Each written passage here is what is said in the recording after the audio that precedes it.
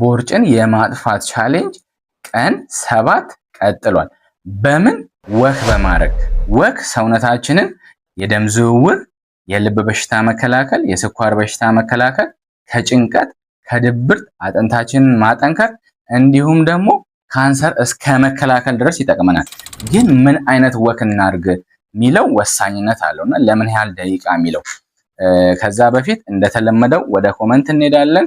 ይሄን ቻሌንጅ የተቀላቀላችሁ ሰዎች ቢያንስ ለ10 ደቂቃ ነው ወክ ማድረግ እንችላለን ብላችሁ ትጽፋላችሁ። ቢዚ የሆናችሁ ሰዎች ጠዋት ስራ ስትሄዱ ወይም ማታ ከስራ ስትመለሱ ማድረግ ትችላላችሁ። የሚከብድ ነገር አይደለም።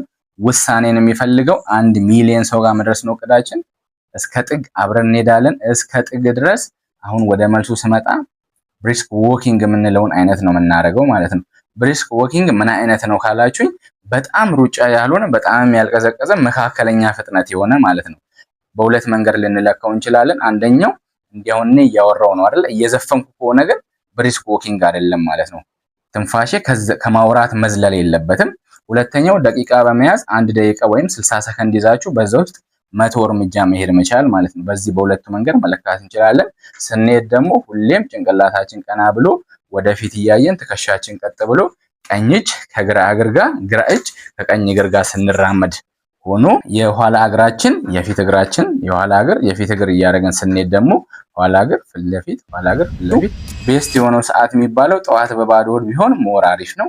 ካልሆነም ደግሞ ምግብ ከበላን በኋላ ምሳ ሰዓት ሊሆን ይችላል ወይም ደግሞ ማታ ሊሆን ይችላል ማለት ነው። በዚህ ሰዓት መጠቀም ትችላላችሁ። ተዘጋጅታችሁ የወጣችሁ ሰዎች ወርማፕ እና ኩልዳውን መስራት ትችላላችሁ። ወርማፕ ላይ ዳይናሚክ ኤክሰርሳይዝ ላይ ፎከስ አድርጉ። ኩልዳውን ስታደርጉ ደግሞ ስታቲክ ኤክሰርሳይዝን ስሩ። ቤስት ነው። ከዛ ውጪ ሌላ ጂም ቤት የምትሰሩ ሰዎች፣ ሩጫ የምትሮጡ፣ ገመድ የምትዘሉ፣ ዋና የምትዋኙም ሰዎች ካላችሁ ችግር የለውም፣ አሪፍ ነው።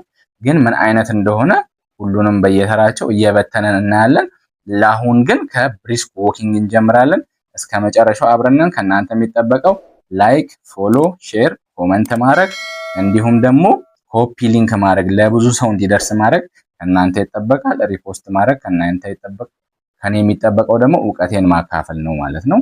አብረን እስከ ጥግ እንሄዳለን።